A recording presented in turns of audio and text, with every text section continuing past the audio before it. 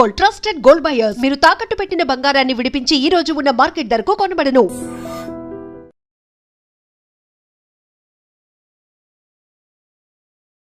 మూసీకి సంబంధించి బోల్డ్ అంత ఇన్ఫర్మేషన్ అయితే ఫ్లోట్ అవుతూ వచ్చింది. అది సుందరీకరణ జరుగుతోంది, సుందరీకరణ పేరుతో లూటిఫికేషన్ జరుగుతోంది అనేటువంటి మాట. 1,50,000 కోట్లు అనేది డిపిఆర్ రాలేదని, ఇంకెవరికో పంచి పెట్టడానికి స్కామ్లు జరుగుతున్నాయి ఇందులో అనేది. బట్ నిన్న సుదీర్ఘ ప్రెస్ మీట్, క్లారిటీ వచ్చింది అసలు? క్లారిటీ అంటే ఒకటి మాట్లాడుకోవాలి. ఉమ్మడి ఆంధ్రప్రదేశ్ నుంచే చాలామంది ముఖ్యమంత్రులు మూసీని సరిచేయడానికి ఆలోచనలు చేసినారు. మూసీ ఏమిటి, నిన్న ముఖ్యమంత్రి రేవంత్ రెడ్డి మాట్లాడుతూ ఒక ఇది చెప్పినాడు. ప్రముఖ కవి జ్ఞాన్పీఠ్ అవార్డు గ్రహీత సి.నారాయణ రెడ్డి గారు తన 4 కూతుళ్ళకు కూడా నదుల పేర్లు పెట్టుకున్నాడు. నదుల్ని మనం తల్లితో సమానంగా చూస్తాం, ఆరాధిస్తాం, గౌరవిస్తాం. ఎందుకు మూసీ పేరు ఎవరు పెట్టుకోలేకపోతున్నారు, ఎందుకు మూసీ అంత బద్నామైంది అనే దానికి చెప్పాడు ఆయన. నిజంగా కూడా మూసీ పుట్టుక అనంతగిరి హిల్స్లో, అక్కడి నుంచి వచ్చి పారుకుంటూ వచ్చి నగర ప్రవేశం చేసి నగరంలో తిరిగి వెళ్ళి కృష్ణాలో కలుస్తుంది. ఒక అద్భుతమైన నది అది. నిజానికి ఒకప్పుడు మూసీ నది నిజాం కాలంలో, నవాబుల కాలంలో మంచినీటి అవసరాలకు ఉపయోగించినది అది. అట్లాంటిది వాళ్ళు ఒక మురికి కూపంగా మారిన తర్వాత దీన్ని బాగు చేసే ప్రయత్నం గతంలో ఉమ్మడి రాష్ట్రంలో కూడా ముఖ్యమంత్రులు చేసినారు. ఎవరు ఏం చేయలేకపోయినారు. రాష్ట్రం విడిపోయిన తర్వాత ఏర్పడిన తెలంగాణ రాష్ట్ర సమితి ప్రభుత్వం, ఇప్పుడు బీఆర్ఎస్ అయింది, వాళ్ళు మాట్లాడినారు. వాళ్ళు దీని మీద ప్రణాళికలు చేసుకున్నారు, సిద్ధం చేసుకున్నారు. ఏమి జరగలేదు. ఇవాళ రేవంత్ రెడ్డి గారు దీన్ని ఎట్టి పరిస్థితుల్లో నేను బాగు చేస్తా అంటున్నాను. నిజంగా ఆయన చేయగలిగితే 5 సంవత్సరాలు పడుతుందా, 6 సంవత్సరాలు పడుతుందా దాన్ని క్లీన్ చేయడానికి, దాన్ని ఒక పద్ధతిలోకి తీసుకురావడానికి అనేది ఆలోచించాల్సిన విషయం. కానీ అది చేయగలిగితే మాత్రం ముఖ్యమంత్రి చరిత్రలో నిలిచిపోతాడు రేవంత్ రెడ్డి గారు. ఎంతవరకు సాధ్యం అవుతుంది, ఎంతవరకు అది సహకరిస్తారు, అందరూ సహకరించాలి. ఇప్పుడు ఒకటి, ప్రతిపక్షంలో ఉన్న వాళ్ళు ప్రభుత్వంలో జరిగే తప్పుల్ని ఎత్తి చూపడం, విమర్శించడంలో తప్పులేదు. బీఆర్ఎస్ ఆ పని చేయాల్సిందే. ఇప్పుడు బీఆర్ఎస్ ప్రతిపక్షంలో ఉన్నది. ఇంకా 2 మాసాలు అయితే 1 సంవత్సరం అవుతుంది ఈ ప్రభుత్వం వచ్చి. ఈ ప్రభుత్వంలో ఏమైనా పొరపాట్లు జరుగుతుంటే ఎండగట్టడంలో, విమర్శించడంలో తప్పులేదు. కానీ ఒకేసారి ఈ మూసీదే తీసుకుందాం. 1,50,000 కోట్ల ప్రాజెక్ట్ ఇది. ఇందులో 1,20,000 కోట్లు, 30,000 కోట్లు తినేస్తారు వీళ్ళు అనే మాట మాట్లాడుతున్నారు. అందులో 25,000 కోట్లు ఏఐసిసికి పంపించారు. బీఆర్ఎస్ నాయకులంతా మాట్లాడుతున్నారు. మీరు ఇంతకుముందు మీ ఇంట్రడక్షన్ లో 140 కోట్లే ఖర్చు అయినాయి అని చెప్పినారు. ఖర్చు కూడా కాలే. ఇంకా ఒక 4 కంపెనీల్లో 5 కంపెనీల్లో ఈ ప్రభుత్వం ఎంపిక చేసింది. వాళ్ళను డీటెయిల్డ్ డిపిఆర్ ఇమ్మని అడిగింది, ప్రాజెక్ట్ రిపోర్ట్ ఇమ్మని అడిగింది, డీటెయిల్డ్ ప్రాజెక్ట్ రిపోర్ట్ ఇమ్మని అడిగింది. ఆ ప్రాజెక్ట్ రిపోర్ట్ తయారు చేయడం కోసం ఈ కంపెనీల మీద వెచ్చించే సొమ్ము 140 కోట్లు. ఇంకేం ఖర్చు కాలే, 140 కోట్ల కేటాయింపు జరిగింది అంతే. ఈ ఖర్చు, ఈ 140 కోట్లు ఖర్చు పెట్టి డిపిఆర్ సిద్ధం చేసి దానికి ఒక ఇది ప్రణాళిక తయారు చేసి రోడ్ మ్యాప్ వేసుకున్న తర్వాత అసలు పని ప్రారంభం అవుతుంది. అసలు పని ప్రారంభం అయినప్పుడు అది ఎంత ఖర్చు అవుతుంది, ఎంత దూరానికి ఎంత ఖర్చు అవుతుంది, దాన్ని అక్కడ ఏళ్ల తరబడి ఆవాసాలు ఏర్పాటు చేసుకొని నివసిస్తున్న వాళ్ళని రీహాబిలిటేట్ చేయడానికి ఎంత ఖర్చు అవుతుంది, దాన్ని బాగు చేయడానికి ఎంత ఖర్చు అవుతుంది, ఇవన్నీ కూడా లెక్కలు వస్తాయి. ఇప్పుడే వాటన్నిటి గురించి మాట్లాడడం సరైంది కాదు. ఇవాళ భారత రాష్ట్ర సమితి నాయకులు కేటీ రామారావు గారైనా ఇంకోళ్ళైనా ఈ 1,50,000 కోట్లు అనే అంచనాకి ఎట్లా వచ్చినారు. ఇవాళ నేను విన్నాను, మళ్ళీ బీఆర్ఎస్ కూడా ఒక పవర్ పాయింట్ ప్రజెంటేషన్ ఇవ్వబోతున్నది, కేటీ రామారావు గారు ఇవ్వబోతున్నారని విన్నాను. మరి అందులో ఆయన ఏం చెప్తారు, ఏం చూపిస్తారో చూడాలి. నిన్న ముఖ్యమంత్రి 2 గంటల పాటు చాలా వివరంగా మాట్లాడినాడు, మంచి వివరణ ఇచ్చినాడు ఆయన. అయితే ఒక్కటండి, ఇప్పుడు రాజకీయాల్లో ఉన్న వాళ్ళు చేపట్టాలనుకున్న కార్యక్రమాలు, వాళ్ళు చేసే ఇవన్నీ కూడా తప్పనిసరిగా ప్రజలకు ఉపయోగపడే విధంగానే ఉంటవి. అయితే వాటి అమలులో వాళ్ళు ఎంతవరకు చిత్తశుద్ధితో పనిచేస్తారు, వాళ్ళ వాళ్ళ అమల్లో వాటి అమలుకు వాళ్ళు చిత్తశుద్ధితో పని చేయాలనుకున్నప్పుడు ఎటువంటి అడ్డంకులు వస్తాయి, ఆ అడ్డంకులను ఎట్లా అధిగమిస్తారు అనేది చూడాలి.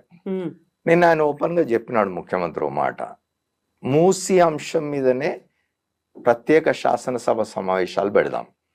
మీరు ఎన్ని రోజులు అంటే అన్ని రోజులు అన్నాడు. మాట్లాడండి, కూర్చొని డిస్కస్ చేయండి. ఇది నగరానికి అవసరమైన ఒక మంచి ప్రాజెక్టు. బీఆర్ఎస్ ఇతర ప్రతిపక్షాలు, బీజేపీ, బీఆర్ఎస్ ఇతర ప్రతిపక్షాలు అన్నీ కూడా కలిసి వచ్చి కూర్చొని డిస్కస్ చేయండి. అందరు కలిసి ఒక ఆల్ పార్టీ కమిటీ వేయించండి. ఆ కమిటీ వెళ్ళి మొత్తం చూడమని చెప్పండి. రేపు డిపిఆర్ తయారు చేయబోతున్న సంస్థల పనితీరును కూడా అంచనా వేయమని చెప్పండి. అది అడగండి ముఖ్యమంత్రిని కానీ ప్రభుత్వాన్ని కానీ.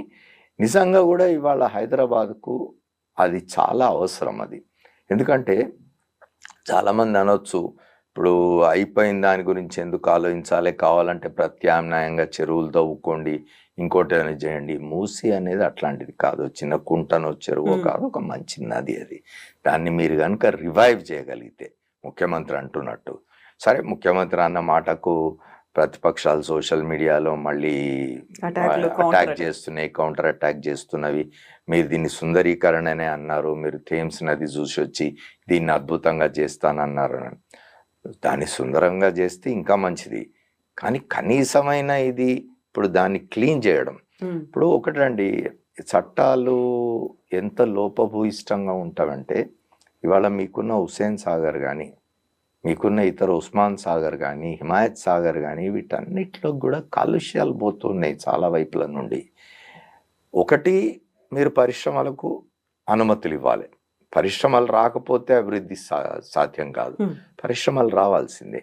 కానీ పరిశ్రమలు ప్రారంభించే వాళ్ళు ఎటువంటి జాగ్రత్తలు తీసుకోవాలి, వాళ్ళని ఎట్లా కట్టడి చేయాలనే దాని మీద ప్రభుత్వాలకు ఒక స్పష్టత ఉండాలి. వాళ్ళకు మనం ఒక పరిశ్రమకు అనుమతిస్తూ ఉన్నప్పుడు ఆ పరిశ్రమ ద్వారా కొంత కాలుష్యం వెలువడే అవకాశం ఉంటుంది, తప్పనిసరి. అది దాన్ని ఎట్లా కట్టడి చేస్తారు, అది ప్రజల జీవితాలకి, ప్రజల ఆరోగ్యానికి భంగం కలిగించని విధంగా ఎట్లా ఉండాలి అనేది ఒకటి సీరియస్గా ప్రభుత్వం ఆలోచించాలి. ఇప్పుడు ప్రభుత్వాల పరిస్థితి ఏమిటి అని అంటే, వీళ్ళు చాలా విషయాలు ఆలోచిస్తూ ఉంటారు, చాలా విషయాల్లో నిపుణులను ఏర్పాటు చేసుకుంటారు, సలహాదారులను ఏర్పాటు చేసుకుంటారు, కమిటీలు వేసుకుంటారు, వాళ్ళ దగ్గర సలహాలు తీసుకుంటారు. కానీ పర్యావరణం విషయంలో మాత్రం జరగదు. మీకు వాళ్ళు ఒకటి చెప్పండి, తెలంగాణలో కానీ మన పొరుగు రాష్ట్రం ఆంధ్రప్రదేశ్లో కానీ పర్యావరణానికి సంబంధించిన జాగ్రత్తలు చెప్పే లేదా దాన్ని బాగు చేసే విధంగా మీకు సలహాలు ఇచ్చేవాళ్ళు మీ ప్రభుత్వాల్లో ఎంతమంది ఉన్నారు?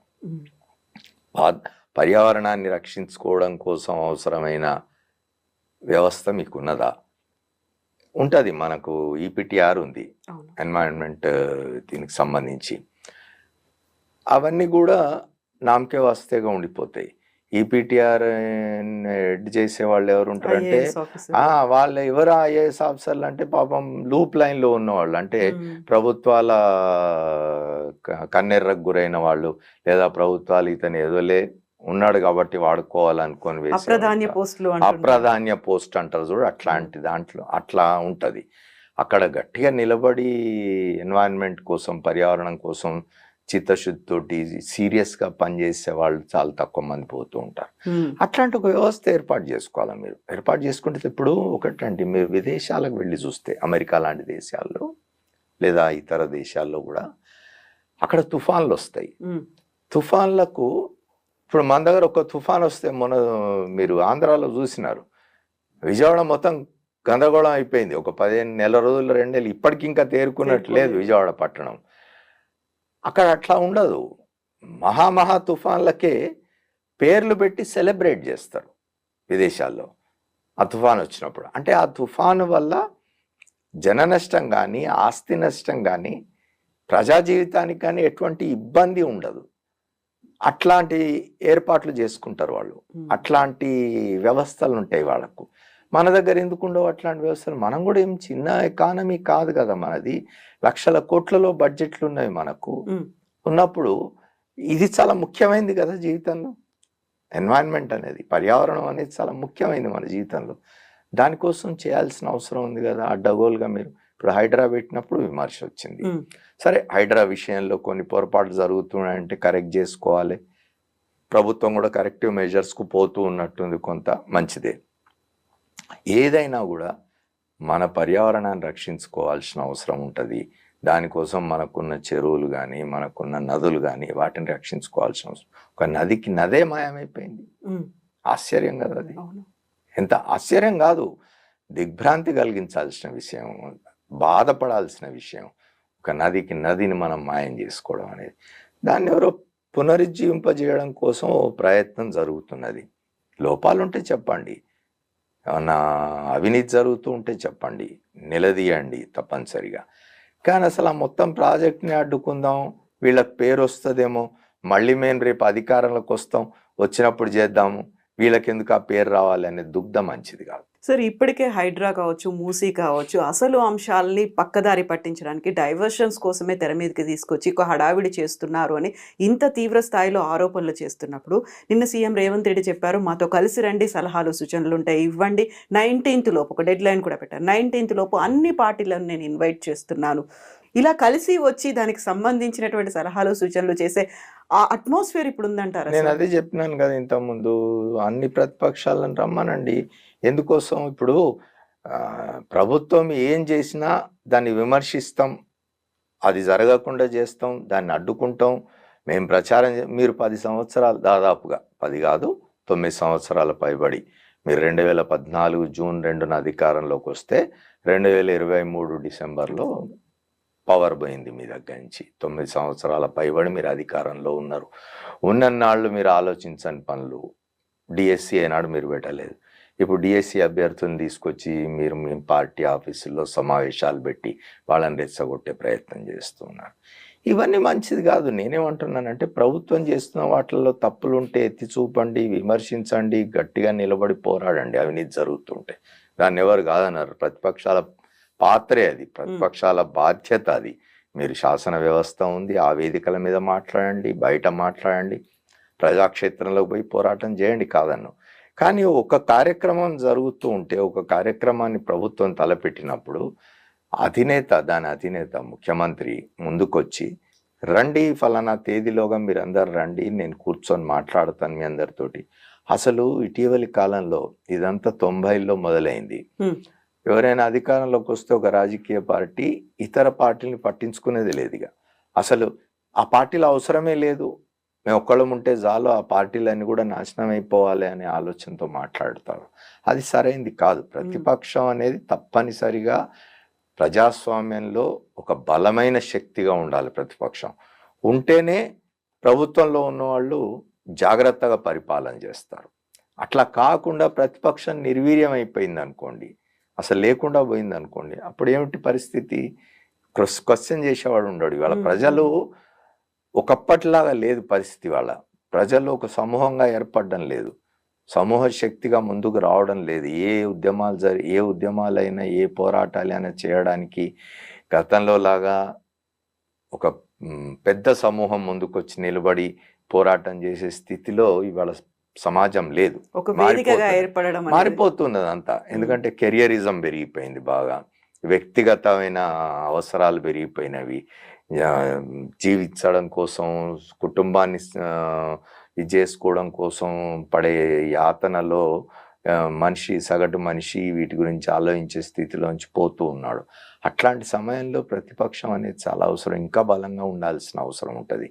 కానీ ఇట్లా నిరాధారమైన ఆరోపణలు, లేదా మనం ఇవాళ ప్రాజెక్ట్ అయితే చాలు అనుకునే పరిస్థితి ఉండకూడదు. కాంక్రీట్గా ఉండండి. ఎస్, మూసీ ప్రాజెక్ట్ ఒకటి అంటున్నాడు ఆయన ముందు ఏం చెప్పినా కూడా ఇప్పుడు ఆయన ఏం చెప్తున్నారు, ఇది పునరుజ్జీవం మాత్రమే, 140 కోట్లు కేటాయించినాము, డిపిఆర్లు తయారవుతవి, వాటి కోసం ఈ కంపెనీల్ని మేము చూస్ చేసినాము అని పారదర్శకంగా చెప్తూ ఉన్నాడు ముఖ్యమంత్రి గారు. దాని మీద మీకు ఏమన్నా అభ్యంతరాలు ఉంటే చెప్పండి, దాని మీద మీరు చర్చించదలుచుకుంటే చర్చించండి, శాసనసభ సమావేశం పెడతా అంటున్నారు ఆయన, ప్రత్యేక సమావేశం. అందులో పాల్గొనండి, అందులో చర్చ చేయండి, అందులో మీరు సలహాలు ఇవ్వండి. మార్పులు చేర్పులు ఏమైనా ఉంటే ప్రభుత్వం మీద ఒత్తిడి తెచ్చి వాటిని మార్పులు చేయించండి. ప్రజలకు సంబంధించిన సమస్యలు ఉన్నవి, వాళ్ళ రీహాబిలిటేషన్ సమస్యలు ఉన్నవి. ఈయన ముఖ్యమంత్రి గారు చెప్పినారు 200 మందికి మేము పునరావాసం కల్పించినాం డబుల్ బెడ్రూమ్లలో. ఇంకా కూడా ఎవరైనా ఉంటే వాళ్ళకి ఇట్లాంటి ఇంకా చాలా గత 10 ఏళ్ల కాలంలో నిర్మించిన అనేకమైన డబుల్ బెడ్రూమ్లు ఖాళీగా పడి ఉన్నవి. అవన్నీ నిజానికి కొంతకాలం పోతే పాడైపోతాయి. అవి ఎవరు ఉండకపోతే, మనుషులు నివసించకపోతే ఏ నిర్మాణం అయినా పాడైపోతుంది మెయింటెనెన్స్ లేకపోతే. అట్లాంటివన్నీ కూడా అలాట్ చేయండి. మీరు ప్రజల్ని మంచి మూసి ఒడ్డున మురికిలో ఆ దుర్గంధంలో బ్రతుకుతున్న వాళ్ళని తీసుకొచ్చి ఒక మంచి ఆవాసం కల్పించగలిగితే దాన్ని ఎందుకు మనం ఆహ్వానించకూడదు? ఎందుకు తప్పు పట్టాలి? సార్, ఏ ప్రభుత్వం వచ్చినా కొన్ని దశాబ్దాలుగా చూస్తుంటే అటు హుస్సేన్ సాగర్ మీద మేము ఫోకస్ పెడతాము, దానికి సంబంధించి జైకా ప్రాజెక్ట్ కావచ్చు, విదేశాల నుంచి నిధులు, ఇవన్నీ ఎంత హడావుడి అవుతుందో మూసీకి సంబంధించి కూడా అంతే హడావుడి ప్రతిసారి ప్రతి గవర్నమెంట్ ప్రతి సీఎం చేసేది. ఇప్పుడు అలా కాదు, నిజంగా వీళ్ళు ఏదైతే విజన్తో ముందుకెళ్తున్నామో DPR 18 నెలల్లో వస్తుంది, 6 ఏళ్లలో ప్రాజెక్ట్ పూర్తవుతుంది, ఖచ్చితంగా చెప్పినట్టుగా జరగాలంటే అక్కడ అందరి సహకారం అవసరం. మీరు చెప్పినట్టుగా ప్రజల సహకారం, ప్రతిపక్షాల సహకారం, చిత్తశుద్ధి ప్రభుత్వానికి కూడా ఉండాలి. మళ్ళీ ఇది డైవర్షనో లేకుంటే డైల్యూటో అవ్వకుండా ఉండాలి అంటే, ఒక అలామింగ్గా ప్రభుత్వం కూడా భావించాలి అంటే ఏం జరగాలంటారు? ముందు అన్నిటికంటే ముందు ప్రభుత్వ యంత్రాంగం నిజాయితీగా ఉండాలి. ఇప్పుడు జరుగుతున్న ఈ సమస్య అంతా కూడా ఎక్కడొస్తున్నదంటే, ఇప్పుడు హైడ్రా వాళ్ళు పోయి ఎక్కడో దగ్గర ఒక గేటెడ్ కమ్యూనిటీనో లేకపోతే ఒక బహుళ అంతస్తుల భవనాలను కూల్చేయడానికి వెళ్తున్నారు. వాళ్ళు వచ్చి మాకు అనుమతులు ఉన్నాయని చూపిస్తున్నారు. ఈ అనుమతులు ఇచ్చింది ఎవరు? అధికారులు కదా. అధికారులు ఎందుకు ఇస్తున్నారు అనుమతులు? ప్రభుత్వంలో ఎవరున్నా సరే నిలబడి ఇది సరైంది కాదు, ఈ పని మేము చేయము అని గట్టిగా ప్రభుత్వం ముందు నిలబడి చెప్పగలిగిన ధైర్యం అధికార యంత్రాంగానికి రావాలి. ఆ పరిస్థితి అది ఎక్కడ ఉంది? ఆ పరిస్థితి ఎక్కడున్నది? వాళ్ళ మీరు చూసినారు గత 3 IAS ఆఫీసర్ల వెంపర్లాటే చూసినారు మీరు. వాళ్ళని DOPT వాళ్ళు మీకు అలాట్ చేసిన రాష్ట్రానికి వెళ్ళండి అని చెప్తే మేము అక్కడికి వెళ్ళామని కోర్టులకు పోయేదాకా చేసుకుంటున్నారు. ఎందుకు? ఒక చిరుద్యోగి బదిలీ అయితే పోకపోతే మీరు యాక్షన్ తీసుకుంటారు వాళ్ళ మీద. మీరెందుకు పోరు? మీకు కేటాయించిన స్థానాల్లో మీరెందుకు పనిచేయరు? అంటే మీకు ఇక్కడేవో ప్రయోజనాలు ఉన్నామని అనుకోవాలి కదా. అతనే అనేది వాళ్ళ అధికార యంత్రాంగం. మనము ఎంతసేపు రాజకీయ వ్యవస్థను, రాజకీయ నాయకుల్ని అవినీతిమయం అయిపోయింది ఆ వ్యవస్థ అని తిడుతూ ఉంటాం, విమర్శిస్తూ ఉంటాం. కానీ అధికార యంత్రాంగం సరిగ్గా ఉంటే రాజకీయ వ్యవస్థ ఒళ్ళు దగ్గర పెట్టుకొని పనిచేస్తుంది. అధికార యంత్రాంగం అనేది శాశ్వతం. రాజకీయ వ్యవస్థ ప్రతి 5 ఏళ్లకోసారి ప్రజల దగ్గర పోయి పరీక్ష రాయాల్సి ఉంటుంది. అధికార యంత్రాంగం అట్లా కాదు. ఒకసారి నువ్వు IAS సెలెక్ట్ అయ్యి వస్తే నువ్వు రిటైర్ అయ్యే వరకు ఆ పదవిలో ఉంటావు. ఓ దగ్గర ఉద్యోగం కాబట్టి ఇంకో దగ్గర ఉద్యోగం చేస్తావు. నీకు అంత ఏమంటారు గ్యారంటీ ఉన్నప్పుడు, నీకు నీ ఉద్యోగం నీ భవిష్యత్తుకు గ్యారంటీ ఉన్నప్పుడు నువ్వు తలెత్తుకొని నిలబడి ఎందుకు రాజకీయ వ్యవస్థను ఎదిరించలేవు? ఆ పని చేయరు. లాలుచిబడిపోయి ఎంత అవినీతిమయం అయిపోయింది అధికార యంత్రాంగం. ఇవాళ ఎవరికైనా కోపం రావచ్చు అధికార యంత్రాంగంలో ఉన్నవాళ్ళు. అక్కడ కూడా మినహాయింపులు ఉంటాయి, అక్కడ కూడా నిజాయితీగా పనిచేసే అధికారులు ఉండొచ్చు. కానీ మొత్తంగా జరుగుతున్నది ఏమిటి అనేది కనుక మనం చూసినట్టయితే ఇవాళ అధికార యంత్రాంగం అవినీతిమయం అయిపోయి దానిని రాజకీయ వ్యవస్థ వాడుకొని ఆ మొత్తంగా కలిసి దీన్ని ఈ వ్యవస్థను మొత్తాన్ని భ్రష్టు పట్టిస్తున్నారు కదా. ఇతర వ్యవస్థలు ఏమో గొప్పగా ఉన్నాయని అనడం లేదు. అనొచ్చు ఎవరైనా మీడియా బాగుందా అని. మీడియా గురించి మనం ఇంకోసారి చర్చించుకోవచ్చు. మీడియాలో ఉన్న మీడియా ఎటువంటి ఇదిలో పోతున్నది వాళ్ళ అనేది. నేనేమంటున్నా అంటే ఈ 2 వ్యవస్థలు చాలా ముఖ్యం. ఇక్కడ ఏ దేశమైనా ఏ రాష్ట్రమైనా ప్రగతి సాధించాలన్నా, ప్రజలు బాగుండాలన్నా రాజకీయ వ్యవస్థ, అధికార యంత్రాంగం ఈ 2 కలిసి నిజాయితీగా బలంగా ముందుకు పోయి ప్రజల కోసం పనిచేస్తున్నాం అని అనుకోకపోతే, రాజకీయ వ్యవస్థ ఒక్కోసారి ఇది చేసినప్పుడు అధికార యంత్రాంగం బలంగా నిలబడాలి, గట్టిగా నిలబడాలి, నిలబడి చెప్పాలి ఇది చేయడానికి వీల్లేదు, ఇది చేయం. అట్లాంటి అధికారులు ఉన్నారు. గతంలో చాలా దృష్టాంతాలు ఉన్నవి. పోయి ముఖ్యమంత్రి గారు చెప్పిన దానికి కూడా లేదు సార్ ఇది కరెక్ట్ కాదు, మీరు ఇది చేయకూడదు అని నిలబడి చెప్పి ఆపించిన అధికారులు కూడా ఉన్నారు, లేరని అనలేదు. కానీ ఇప్పుడు అది ఎక్కడ ఉంది? ఎవరు వస్తే వాళ్ళు ఏం చెప్తారు చేద్దాం అంటే అధికారులు కూడా ఎట్లయిపోయినారంటే మనకి ఎందుకు వచ్చింది, వాళ్ళు చెప్పింది చేసి వెళ్ళిపోదాం అని దీనిలో పడినారు. ఇది సరైంది కాదు, ఇది సరైంది అని చెప్పగలిగే, నిలబడి ధైర్యంగా చెప్పగలిగే అధికారులు చాలా తక్కువ అయిపోయినారు. అది ప్రధానమైన సమస్య. ఇవాళ మూసి ఇంకో 18 నెలలకు డిపిఆర్ తయారై ఇంకో 5-6 సంవత్సరాల్లో ఈ ప్రాజెక్ట్ పూర్తి కావాలి అని అంటే ముందు అధికార యంత్రాంగం బలంగా నిలబడి పనిచేయాలి. ఏ రాజకీయ ఒత్తిళ్లకు లొంగకూడదు. రేపొద్దున అనేక రాజకీయ ఒత్తిళ్ళు వస్తాయి. ఆ మార్గంలో తమ నియోజకవర్గాలు ఉన్న రాజకీయ నాయకులు వచ్చి ఓట్ల కోసం అని చెప్పి ఈ పని చేయకూడదని చెప్పి ఒత్తిడి తీసుకొస్తారు, మార్చమని వస్తారు. ఇట్లాంటివి చాలా జరుగుతాయి.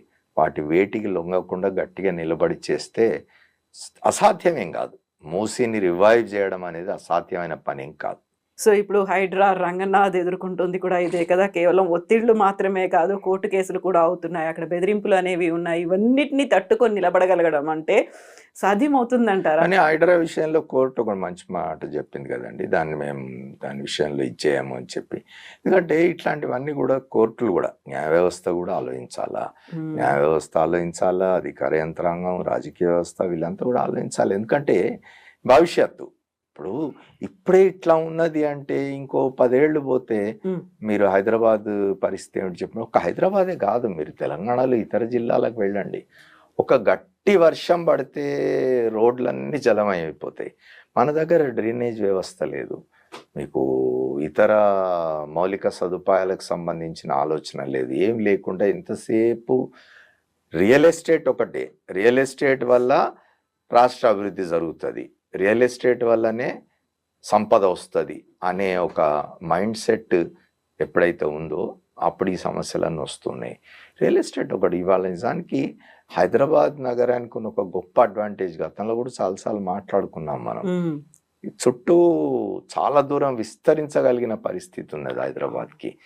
మీకు ముంబై లాగానో చెన్నై లాగానో ఇతర ప్రాంతాలు లేవు. హాయిగా మీరు చుట్టూ ఎంత దూరమైనా మీరు విస్తరించడానికి, నగరాన్ని విస్తరింపజేయడానికి శాటిలైట్ టౌన్షిప్స్ కట్టండి, దూరంగా పోండి. ఇవాళ మీకు అద్భుతమైన మౌలిక సదుపాయాలు వచ్చినవి, ORR వచ్చింది, ఔటర్ రింగ్ రోడ్ వచ్చింది, ఇంకో రీజనల్ రింగ్ రోడ్ ప్లాన్ చేస్తూ ఉన్నారు, ఫోర్త్ సిటీ అండి. మీరు ఇవన్నీ తీసుకొని వేర్వేరు చోట్లకు విస్తరించండి. మీరు ఒక్క దగ్గరనే 50, అదే చాలా గొప్ప దీనిగా ప్రచారం చేసుకుంటూ ఉంటారు. 50 అంతస్తులో కడుతూ ఉన్నాం మేము, 60 అంతస్తులో కడుతున్నాం. అంతస్తులు పైకి పోతూ ఉంటే ధరలు పెరుగుతాయట. మీకు గ్రౌండ్ ఫ్లోర్ లో ఉండే అపార్ట్మెంట్ ధరకి హై రైజ్ బిల్డింగ్స్ 50 అంతస్తులు ఉండే ధర ఎక్కువ ఉంటదట. ఇగో ఇట్లాంటి పిచ్చిలో పడి కొట్టుకుపోతూ ఉంటే సొసైటీ ఎట్లా చెప్పండి? అవన్నీ తగ్గాలి.